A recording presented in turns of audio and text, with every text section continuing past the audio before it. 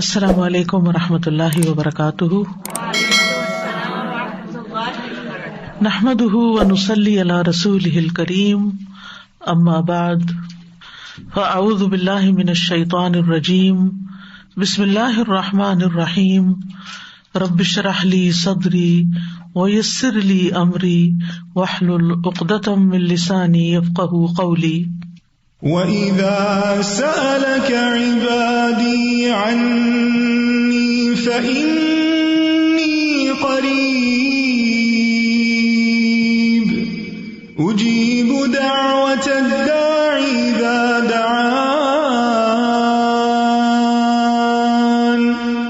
فَلْيَسْتَجِيبُوا لِي وَلْيُؤْمِنُوا بِي لَعَلَّهُمْ يَرْشُدُونَ. اور جب میرے بندے آپ سے میرے بارے میں سوال کریں تو کہہ دیجئے بے شک میں قریب ہوں، میں پکارنے والے کی پکار کا جواب دیتا ہوں جب وہ مجھے پکارے. تو ان کو چاہیے کہ وہ میرا حکم مانے اور مجھ پر ایمان رکھے تاکہ وہ ہدایت پائیں. فَاسْتَغْفِرُوهُ ثُمَّ تُوبُوا إِلَيْهِ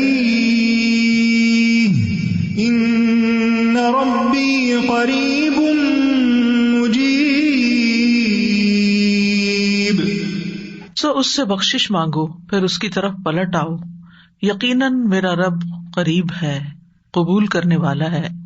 اللہم فاطر السماوات والارض عالم الغیب والشہادہ انت رب کل شیء والہ کل شیء اشہد ان لا الہ الا انت وحدک لا شریک لک وان محمدا عبدک ورسولک والملائکۃ یشہدون. اے اللہ، آسمان و زمین کو پیدا کرنے والے، پوشیدہ اور ظاہر سب کو جاننے والے، تو ہی ہر چیز کا رب ہے اور ہر چیز کا معبود ہے. میں گواہی دیتا ہوں کہ تیرے علاوہ کوئی معبود نہیں، تو اکیلا ہے، تیرا کوئی شریک نہیں، اور یہ کہ محمد صلی اللہ علیہ وسلم تیرے بندے اور رسول ہیں، اور فرشتے بھی اس بات کے گواہ ہیں. اللہم صلی علی محمد وعلی آل محمد کما صلیت علی ابراہیم وعلی آل ابراہیم انک حمید مجید. اللہم بارک علی محمد وعلی آل محمد کما بارکت علی ابراہیم وعلی آل ابراہیم انک حمید مجید. پروگرام قریب مجیب کے سلسلے میں آج ہم معاملات میں آسانی کی دعائیں پڑھیں گے. آسانی کا ملنا اور مشکل کا دور ہونا اللہ کی نعمتوں میں سے ہے.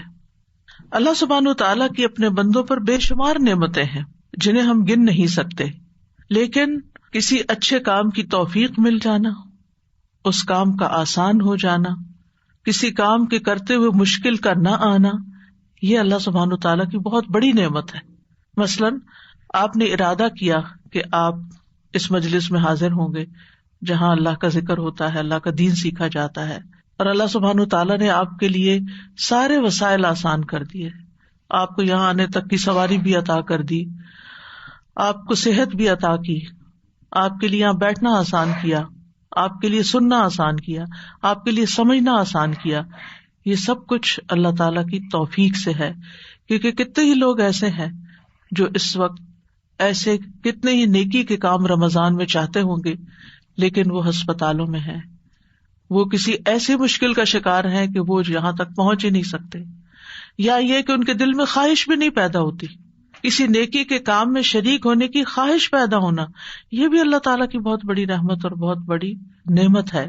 تو ہر انسان کو جو کچھ بھی حاصل ہوتا ہے اور اس کے لیے جو اسباب بھی حاصل ہوتے ہیں اور ان اسباب کو آسانی سے اویل کر لینا، یہ سب کچھ بھی صرف اللہ کی توفیق سے ہوتا ہے. بندہ ان کا مالک نہیں ہوتا، اللہ کے ہاتھ میں ہے یہ سب کچھ، اکیلے اللہ کے ہاتھ میں. اللہ تعالیٰ نے اپنے بندے شعیب علیہ السلام کے بارے میں فرمایا تھا کہ انہوں نے کہا وما توفیقی الا باللہ علیہ توکلت والیہ انیب، اور میری توفیق تو اللہ کی مدد کے ساتھ ہے، اسی پر میں نے توکل کیا اور میں اسی کی طرف رجوع کرتا ہوں. بس دین کے معاملات ہوں یا دنیا کے معاملات ہوں، دونوں طرح کے معاملات کو آسان بنانا، ان کو کر جانا ہمارے ہاتھ میں نہیں ہے، یہ صرف اور صرف اللہ کے ہاتھ میں ہے جو اکیلا ہے، اس کا کوئی شریک نہیں ہے۔ یہ زندگی چونکہ ایک امتحان ہے، اس لیے یہاں پر آسانیوں کے ساتھ تکلیفیں بھی ہوتی ہیں، لیکن یاد رکھیے کہ تنگی کے بعد اللہ تعالیٰ آسانی بھی پیدا فرما دیتا ہے، یعنی ایسا نہیں ہوتا کہ صرف تنگی ہی تنگی ہو، تنگی کے ساتھ ہی آسانی بھی ہوتی ہے۔ فَإِنَّ مَعَ الْعُسْرِ يُسْرًا، إِنَّ مَعَ الْعُسْرِ يُسْرًا، تنگی کے ساتھ آسانی ہے اور مشکل میں آسانی ہے۔ یعنی عام طور پر لوگ سمجھتے ہیں کہ زندگی صرف مشکل ہی مشکل ہے، لیکن اگر ہم غور کریں تو مشکلات میں اللہ تعالیٰ نے بہت سی آسانیاں بھی رکھی ہیں۔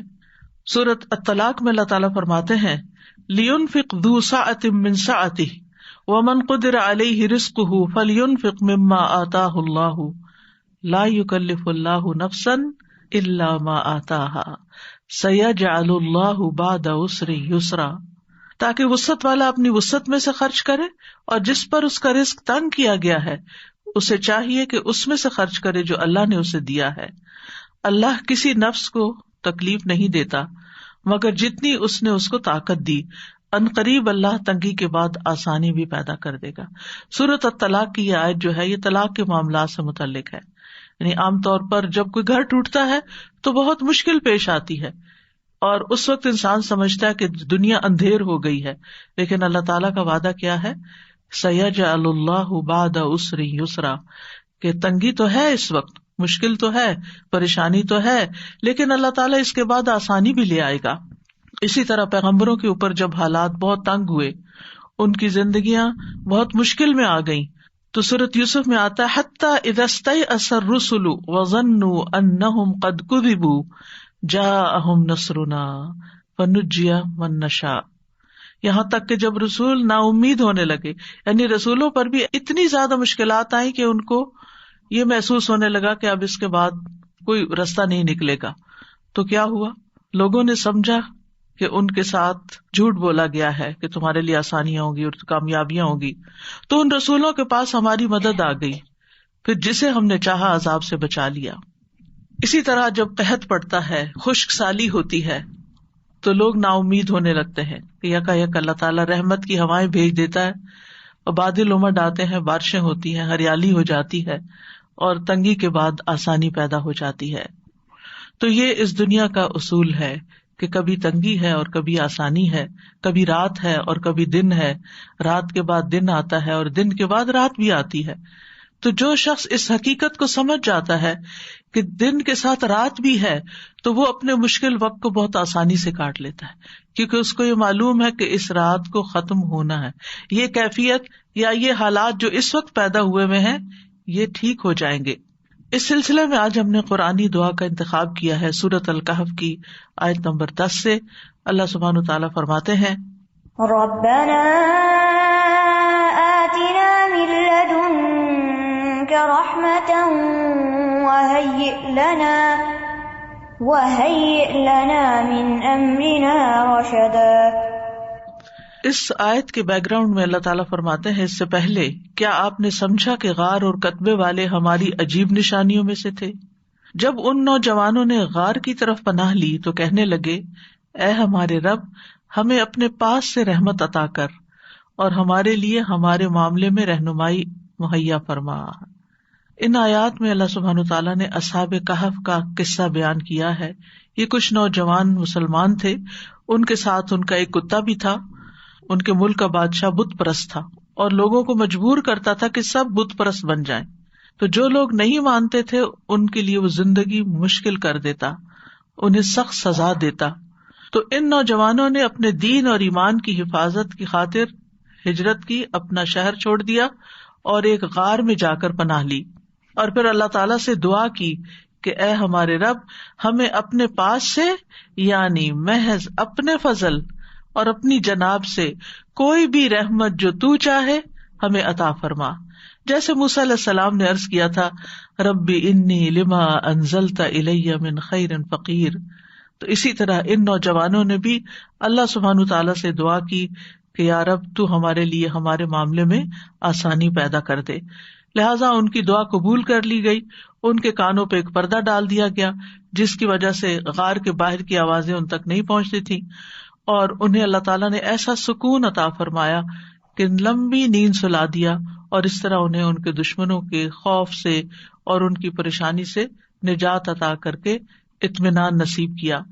تو اس واقعے میں ہمارے لیے ایک بہت بڑا سبق ہے کہ جب انسان مشکل وقت میں اللہ سبحانہ تعالیٰ کی طرف رجوع کرتا ہے تو اللہ تعالیٰ اس کے لیے آسانی پیدا کر دیتے ہیں. مشکل یہ ہے کہ جب ہمیں کوئی تکلیف ہوتی ہے تو ہم انسانوں کی طرف دیکھتے ہیں کہ شاید یہ ہمارا مسئلہ حل کر دیں، لیکن انسان تو خود ہماری طرح محتاج ہے. یا ایھا الناس انتم الفقراء الی اللہ واللہ ھو الغنی الحمید. اللہ غنی اور حمید ہے، سارے وسائل اس کے پاس ہیں، وہ قابل تعریف ہے اور وہی مشکلات کو آسان کر سکتا ہے. لہذا اصحاب کہف نے مشکل سے بچنے کے لیے سب سے اہم سبب اور سب سے اہم وسیلے کو پکڑا، اور وہ کیا تھا کہ اللہ سبحانہ تعالیٰ کی بارگاہ میں عاجزی، اللہ تعالیٰ سے خوب خوب دعائیں کرنا اور دعاؤں کے ساتھ اللہ کی پناہ لینا. ربنا آتنا من لدنک رحمہ، اے ہمارے رب تو ہمیں اپنے پاس سے رحمت عطا فرما.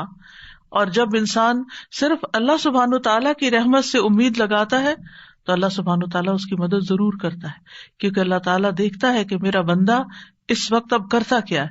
اصل میں کوئی بھی مشکل جو آتی ہے ہماری زندگی میں وہ ہمیں کچھ نہ کچھ سکھا جاتی ہے اور ہمیں اس امتحان سے گزار کر ہمارے درجات کو بلند کرنے کا ذریعہ بنتی ہے. انسان اس کے ذریعے میچورٹی کے لیول پہ پہنچتا ہے، آگے بڑھتا ہے. انسان اپنی عبادت کے ذریعے بھی آگے بڑھتا ہے، لیکن مشکلات پر صبر کر کے، مشکلات کو برداشت کر کے اس کی حکمت اور اس کے اندر کے جوہر جو ہوتے ہیں وہ باہر نکل آتے ہیں. اور جن چیزوں کی طرف اور جن عبادات کی طرف وہ توجہ نہیں کر رہا ہوتا اور اللہ تعالیٰ چاہتا ہے کہ بندہ ان عبادات کی طرف توجہ کرے، تو مشکل وقت میں انسان پھر جب اللہ کی طرف رجوع کرتا ہے تو اللہ تعالیٰ اس کے لیے رہنمائی میسر کر دیتا ہے. اور پھر خاص طور پر آپ دیکھیں کہ ان نوجوانوں کا جو قصہ ہے یہ ہمیں بتاتا ہے کہ ان نوجوانوں کو اللہ تعالیٰ نے ایسی سمجھ دی تھی کہ عین جوانی کے عالم میں انہوں نے اتنی پیاری دعا مانگی کہ ربنا آتنا من لدنک رحمہ. اور کہا جاتا ہے کہ وہاں کے اشرافیہ تھے، ایلیٹ گھرانوں کے بچے تھے، انہوں نے کوئی دنیاوی وسائل اختیار نہیں کیے کہ بادشاہ تک اپروچ کریں اور پھر اپنے آپ کو بچائیں. انہوں نے بادشاہوں کے بادشاہ کو اپروچ کیا، یعنی اللہ رب العزت سے دعا کی. اور پھر جب رحمت آ جاتی ہے نا اللہ تعالیٰ کی، ہر چیز مل جاتی. لہذا اس رحمت کے ذریعے ان کا کھانا پینا، امن و اطمینان، دشمنوں کے خوف سے دوری، سبھی کچھ ان کو میسر آ گیا. اور وہ کہاں پر تھے؟ غار میں تھے. غار میں کوئی کھانا نہیں ہوتا، غار میں کوئی ٹھنڈا کمرہ نہیں ایسا ہوتا کہ اگر گرمی ہے یا کوئی پریشانی اور تکلیف ہے تو وہاں کوئی لائٹ ہوگی. آپ دن میں تو غار میں جا کے پھر بھی بیٹھ سکتے ہیں، لیکن آپ کو یہ پتا بھی رات آنی ہے اور کوئی کیڑا مکوڑا اور کوئی سانپ بچھو بھی آ سکتا ہے. جیسے نبی صلی اللہ علیہ وسلم جب غار ثور میں پناہ لیے ہوئے تھے تو حضرت ابو بکر نے جس سوراخ میں پاؤں رکھا وہاں سے ایک سانپ نے ان کو یا بچھو نے کاٹ لیا تھا، تو اس وقت ان کے آنسو نکلنے لگے تھے. حالانکہ وہ اللہ کے راستے میں تھے، لیکن یہ جو مخلوقات ہیں ان کا شر تو اپنی جگہ موجود ہے. تو اس وقت بھی انہوں نے اف تک نہیں کی اور کوئی شکوہ شکایت نہیں کی. تو یہاں پر آپ دیکھیں کہ ان بچوں نے بھی غار کی طرف پناہ لی اور دعائیں اللہ تعالیٰ سے کی، جس کے نتیجے میں اللہ تعالیٰ نے ان کی دین و دنیا دونوں کی اصلاح کر دی. یعنی شرک میں پڑنے سے بھی بچ گئے اور اس کے ساتھ ساتھ اللہ تعالیٰ نے ان کو ایک نمونہ بنا دیا. اور رشد کہتے ہیں سیدھے رستے کی طرف ہدایت حاصل کرنا اور اس پہ قائم رہنا، یعنی ہدایت مل بھی جانا اور پھر ہدایت پہ قائم رہنا، اور یہ الغی کی اپوزٹ ہوتا ہے. تو بہرحال انہوں نے ایسے اسباب اختیار کیے جو ان کی دعا کی قبولیت کا سبب بنے، اور وہ یہ کہ انہوں نے کسی انسان پہ بھروسہ نہیں کیا، نہ اپنی ذات پہ بھروسہ کیا، نہ کسی اور مخلوق پہ بھروسہ کیا، بلکہ عاجزی اور انکساری کے ساتھ اللہ تعالیٰ سے اپنے معاملات کی آسانی کا سوال کرتے رہے. اور کوشش کے بعد اللہ پہ جب بھروسہ کیا اور دعا مانگی تو اللہ تعالیٰ نے دعا قبول کر لی. 3 چیزیں نظر آتی ہیں: کوشش، اعتماد، بھروسہ، یقین اور دعا. اور اللہ تعالیٰ نے مشکل آسان کر دی. مشکلات کیوں آتی ہیں؟ اگر دیکھا جائے تو یہ دنیا کی زندگی اٹ سیلف ایک آزمائش ہے. اللہ تعالیٰ فرماتے ہیں ام حسبتم ان تدخلوا الجنۃ ولما یعلم اللہ الذین جاہدوا منکم ویعلم الصابرین، کیا تم سمجھتے ہو کہ تم یوں ہی جنت میں داخل ہو جاؤ گے، یعنی بغیر کسی مشکل سے گزرے ایسے ہی جنت میں چلے جاؤ گے، حالانکہ ابھی تو اللہ نے تم میں سے ان لوگوں کو جانا ہی نہیں جنہوں نے جہاد کیا، اور نہ ان کو جو صبر کرنے والے ہیں، یعنی اللہ کی راہ میں جد و جہد کرنے والے اور صبر کرنے والے، ابھی اللہ نے ان کو جانچا پرکھا نہیں، یعنی ان کی آزمائش ہونی ہے، ابھی ان کی پرکھ ہونی ہے کہ کون مشکل آنے پر اللہ کے راستے میں جد و جہد کو جاری رکھتا ہے اور کون اس مشکل پر صبر کرتا ہے. یعنی مشکل ہماری سچائی کو پرکھنے کے لیے آتی ہے کہ ہم کسی کاز میں کتنے سچے ہیں. اور ویسے بھی اس زندگی میں امتحانوں کا آنا لازمی ہے. اللہ تعالیٰ نے پہلے سے ہی بتا دیا وَلَنَبْلُوَنَّكُمْ بِشَيْءٍ مِّنَ الْخَوْفِ وَالْجُوعِ وَنَقْصٍ مِّنَ الْأَمْوَالِ وَالْأَنفُسِ وَالثَّمَرَاتِ وَبَشِّرِ الصَّابِرِينَ الَّذِينَ إِذَا أَصَابَتْهُمْ مُصِيبَةٌ قَالُوا إِنَّا لِلَّهِ وَإِنَّا إِلَيْهِ راجعون أُولَئِكَ عَلَيْهِمْ صَلَوَاتٌ مِّن رَّبِّهِمْ وَرَحْمَةٌ وَأُولَئِكَ هُمُ الْمُهْتَدُونَ. اور ہم یقیناً تمہیں خوف اور بھوک اور مالوں اور جانوں اور پھلوں کی کمی میں سے کسی نہ کسی چیز کے ساتھ ضرور آزمائیں گے. یعنی اس دنیا پر پائے جانے والے ہر انسان کی آزمائش ضرور ہوگی، یعنی اس امتحان کے لیے وہ تیار رہے، ان میں سے کسی نہ کسی چیز سے، چاہے ایک ہو یا ایک سے زیادہ. پھر فرمایا ہم نے ان لوگوں کی آزمائش کی جو ان سے پہلے تھے، سو اللہ ہر صورت میں ان لوگوں کو جان لے گا جنہوں نے سچ کہا، اور ان کو بھی جو جھوٹے ہیں. یعنی کون سچے ہیں، اللہ کے وعدوں پہ یقین رکھتے ہیں، اور کون صرف زبانی کلامی یہ بات کرتے ہیں اور ایمان ان کے دلوں میں نہیں اترا. یعنی اللہ سبحانہ وتعالیٰ آزمائیں گے، اور صبر کرنے والوں کو خوشخبری دے دیجیے. وہ لوگ جب انہیں کوئی مصیبت آتی ہے تو وہ کہتے ہیں بے شک ہم اللہ کے لیے اور بے شک ہم اسی کی طرف لوٹ کے جانے والے ہیں. یہ وہ لوگ ہیں جن پر ان کے رب کی طرف سے کئی مہربانیاں ہیں اور بڑی رحمت ہے، اور یہی لوگ ہدایت پانے والے. تو اس سے پتہ یہ چلتا ہے کہ انسان کو جب کوئی مصیبت آتی ہے تو پھر انسان کے دو رویے ہوتے ہیں. ایک یہ کہ اللہ تعالیٰ سے دور ہو جائے، اللہ تعالیٰ سے ناراض ہو جائے، اور ایک رویہ یہ ہے کہ انسان اللہ ہی کی طرف پلٹے اور اللہ سبحانہ تعالیٰ سے مدد مانگے. اور مدد مانگنے والوں کے لیے اللہ تعالیٰ کی مدد آ جاتی ہے، ان پر ان کے رب کی طرف سے صلوات یعنی مہربانیاں نازل ہوتی ہیں اور رحمت نازل ہوتی ہے. یعنی طرح طرح کے وینیوز کھلتے ہیں ان کے لیے خیر اور بھلائی کے. یعنی ایک مشکل ضرور آتی ہے، لیکن ان مع العسر یسرا، اس مشکل کے ساتھ آسانی بھی ہوتی ہے، اور وہ آسانیاں انسان کو بعض اوقات نظر نہیں آتی، محسوس نہیں ہوتی. لیکن اگر انسان اللہ کا یہ وعدہ جان لے کہ یرید اللہ بکم اليسر ولا یرید بکم العسر، اللہ تعالیٰ تمہیں تنگ نہیں کرنا چاہتا، اللہ تعالیٰ دراصل تمہارے لیے آسانی چاہتا ہے، لیکن آسانی مشکل کے ساتھ آتی ہے. مثال کے طور پر آپ دیکھیں، آج کل آپ نے روزے رکھے ہوئے، آپ کو مشکل تو ہے، یعنی ایسے وقت میں کھانا پڑتا ہے جب آپ کھاتے نہیں ہیں، وہ کھانا مشکل ہوتا ہے. ایسے وقت میں جاگنا پڑتا ہے جب آپ جاگتے نہیں، آپ کو سونا ہوتا ہے اور آپ کو جاگنا پڑتا ہے. آپ کا جب کھانے کو دل چاہتا ہے، سب کچھ ہوتے ہوئے بھی آپ کھا نہیں سکتے. یعنی طرح طرح کی روزے کے ساتھ مشقتیں وابستہ ہیں. لیکن آسانی کتنی، سارا دن کچن صاف ستھرا ہے، کتنا کام کم ہو گیا. حیران ہوتی ہوں کہ کتنا ٹائم بچ گیا، کتنی ایفرٹ بچ گئی. اور اس کے ساتھ انسان کا اپنا وجود جو ہلکا پھلکا ہے، جب اس کو فکر ہی نہیں، نہ کھانے کی فکر ہے نہ پینے کی فکر ہے، جب دھیان ہی ہٹا ہوا ہے اس طرف سے، تو پھر اس کی توجہ، اس کا فوکس کسی اور چیز کی طرف.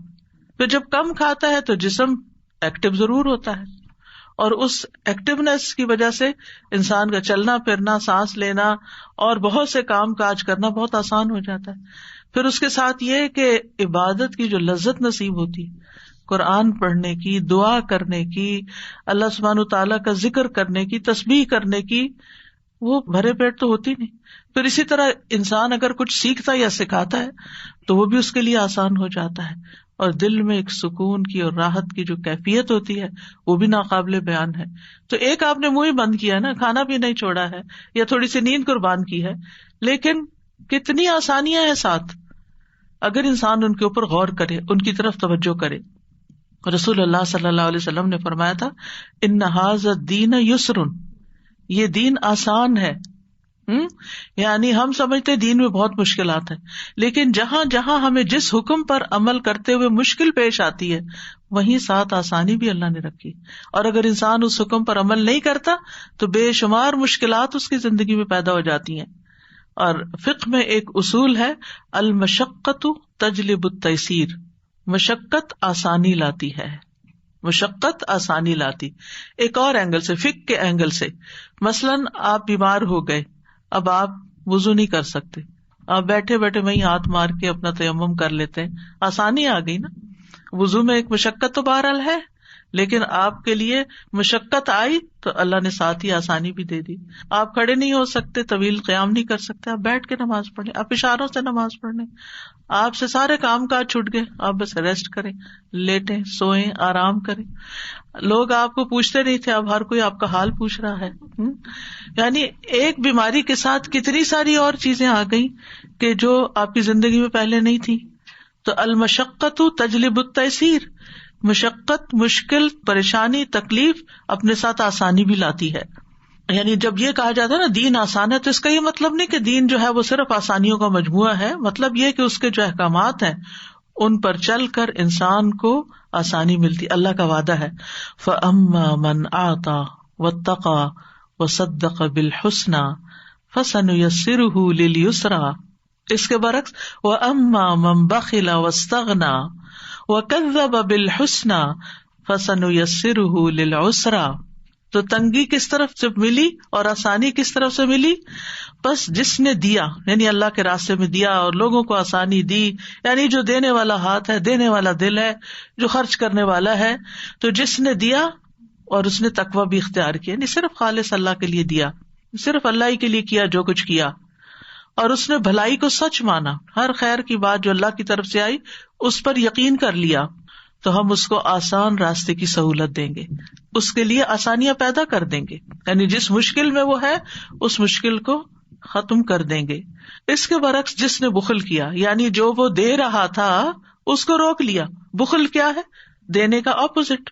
چاہے مال ہو، چاہے علم ہو، چاہے لوگوں کو مشورہ دینا ہو، چاہے لوگوں کی کاؤنسلنگ کرنی ہو، چاہے کسی کے ساتھ کسی بھی قسم کی بھلائی کرنی ہو، کسی طرح کی مدد، خدمت، کچھ بھی. تو جو اپنے ان نیکیوں کو روک لیتا ہے، اما من بخلا واستغنى، اور بے پرواہ رہا، کسی کی پرواہ نہیں، بس میری جان پہ مشکل آئی ہے، صرف مجھے اپنی فکر ہے، اب میں سب سے بری ذمہ. یعنی بعض اوقات ایسا ہوتا ہے نا جب انسان کے دن اچھے ہوتے ہیں تو وہ پھر دینے والا بھی ہوتا ہے، لیکن ذرا سے اگر مال میں کوئی کمی ہوئی تو پھر انسان پہلی چیز کیا سوچتا ہے؟ ہاتھ روکنے لگتا ہے. اور بعض اوقات اتنا ہاتھ روک لیتا ہے کہ اپنے سے بھی روک لیتا ہے، اپنے اوپر بھی خرچ نہیں کرتا، اور بے پرواہ رہا. یعنی کیفیت اس کی ایسی ہوئی کہ اس کو نہ دین کی پرواہ، نہ دنیا کی، نہ آخرت کی، اور بھلائی کو جھٹلا دیا. ہم اس کو سخت راستے کے لیے سہولت دیں گے، یعنی اس کے لیے زندگی اور مشکل کرتے چلے جائیں گے. آسانی اور مشکل صرف دنیا کی نہیں بلکہ دنیا اور آخرت دونوں کی ہے. بعض اوقات انسان بخل کرتا ہے، بعض اوقات انسان لوگوں کی پرواہ نہیں کرتا، دین کے احکامات کی پرواہ نہیں کرتا، اللہ کے حکم کی پرواہ نہیں کرتا، اور بھلائی کی تصدیق نہیں کرتا، پھر بھی اس کے لیے دنیا میں بہت کچھ ہوتا ہے. تو وہ چند دن کی بات ہوتی ہے، پھر سب کچھ اس سے لے لیا جاتا ہے. پھر جب قبر میں جاتا ہے تو قبر تنگ کر دی جاتی ہے. فَسَنُيَسِّرُهُ لِلْعُسْرَى، قبر کی تنگی ہوتی ہے. حشر کے دن اٹھے گا تو وہاں کی تنگیاں ہوگی، پھر اس کے لیے تنگی ہی تنگی ہے آگے. اور ویسے بھی آپ دیکھیں بخیل وہی ہوتا ہے جس کا دل گھٹا ہوا ہوتا ہے نا.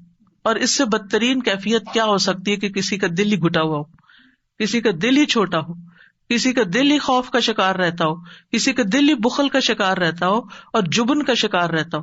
یہ سارے دل یا سینے کی کنسٹرکشن ہے کہ جس میں انسان کسی وقت خوش ہی نہیں ہوتا، اس کو ایک تکلیف اور ایک پریشانی ہر وقت لگی رہتی.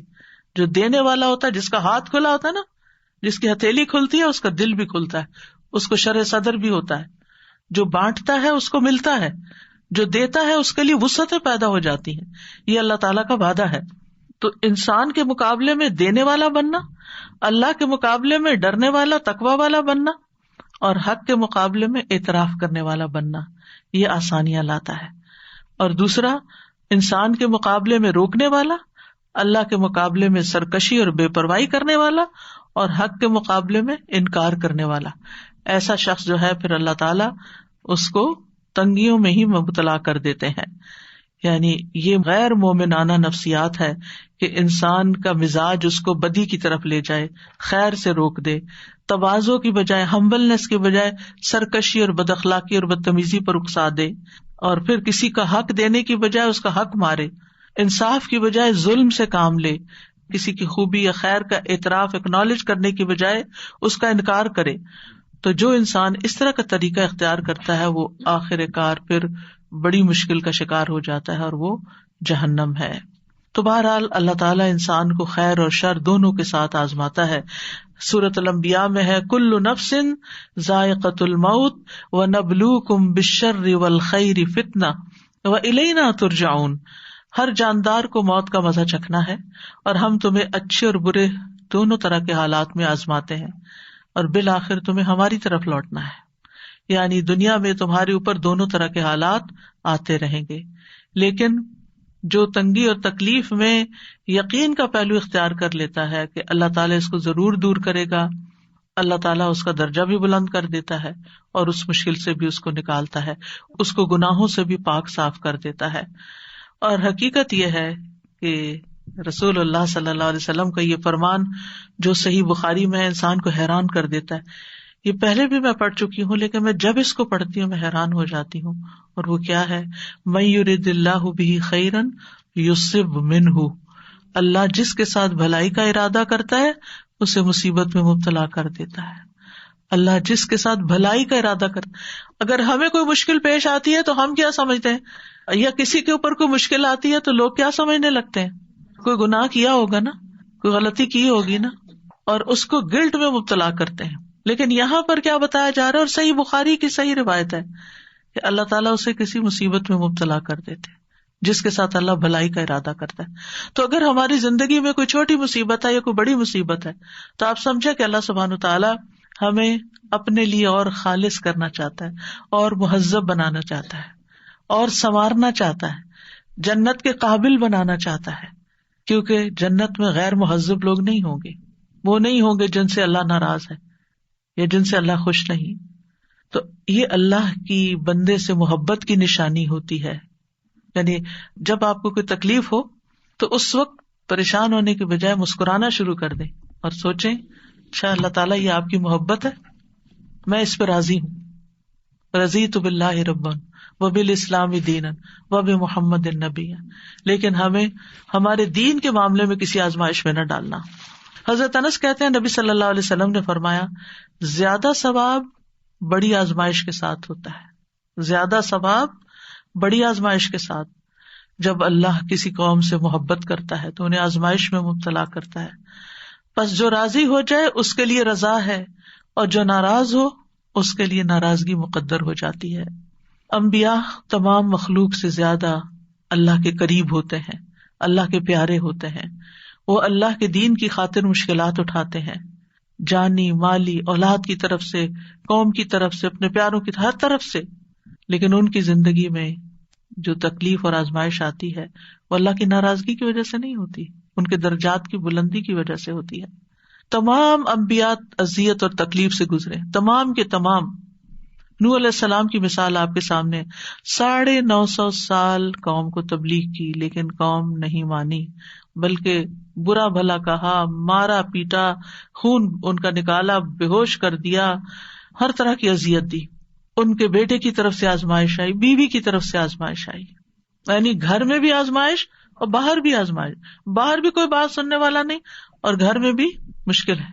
موسیٰ علیہ السلام کے لیے فرعون کی طرف سے آزمائش آئی اور پھر کس طرح وہ ان کے ہاتھوں قتل ہو گیا اور ان کو اپنا ملک چھوڑنا پڑا اور ہجرت کرنی پڑی، اور پھر جو جو راستے میں تکلیفیں انہوں نے دیکھی. یعقوب علیہ السلام کی آزمائش یوسف علیہ السلام کی طرف سے آئی، بیٹے کی طرف سے آئی. یوسف علیہ السلام کی زندگی میں ایک نہیں کئی آزمائشیں آئیں، آپ سب جانتے ہیں. بالآخر جیل میں جا پہنچے. یعنی وہ تمام چیزیں جن سے انسان بچنا چاہتا ہے وہ سب ان کی زندگی میں ہوتی گئیں، لیکن اللہ سبحانہ تعالیٰ نے پھر انجام کیسا کیا. ایوب علیہ السلام کی آزمائش بیماری کی صورت میں آئی. لوط علیہ السلام کی مشکل جس قوم کی طرف بھیجے گئے ان کی طرف سے آئی، پھر بیوی کی طرف سے بھی آئی، گھر والوں کی طرف سے آئی کہ وہ نہیں ایمان لائیں یا اس طرح ساتھ نہیں دیا اپنے شوہر کا جیسے دینا چاہیے تھا. اور نبی صلی اللہ علیہ وسلم کے لیے سب سے مشکل ترین دن کون سا تھا؟ طائف والا دن، پھر احد والا دن، پھر حنین والا دن، خندق میں آپ دیکھیے کتنی مشکل ہے. یعنی ساری جنگیں ہی مشکل تھی، کوئی بھی آسان نہیں تھی. پھر گھر میں بھی آپ دیکھیں ساری اولاد سوائے حضرت فاطمہ کے فوت ہو گئی. اور پھر آپ پہ تو بچپن سے ہی مشکلات تھی، یتیم پیدا ہوئے، باپ کی شکل نہیں دیکھی، چھوٹی سی عمر معصوم بچے تھے کہ والدہ بھی فوت ہو گئی. یعنی کوئی آزمائش کی قسم آپ دیکھیں کہ جسے آپ آزمائش کہیں اور وہ آپ پر نہ آئی ہو. آپ جس سے محبت کرتے تھے اپنے چچا جنہوں نے ہر معاملے میں ساتھ دیا، وہ ایمان نہیں لائے، اتنی تکلیف ہوئی ہوگی ان کو، کس دکھ اور کس کرب سے گزرے ہوں گے کہ وہ چچا جو ہر جگہ سپورٹ کر رہے ہیں وہ بات نہیں مان رہے، ایمان نہیں لا رہے. یعنی کون سا دکھ ہے، کون سا درد ہے، کون سی تکلیف.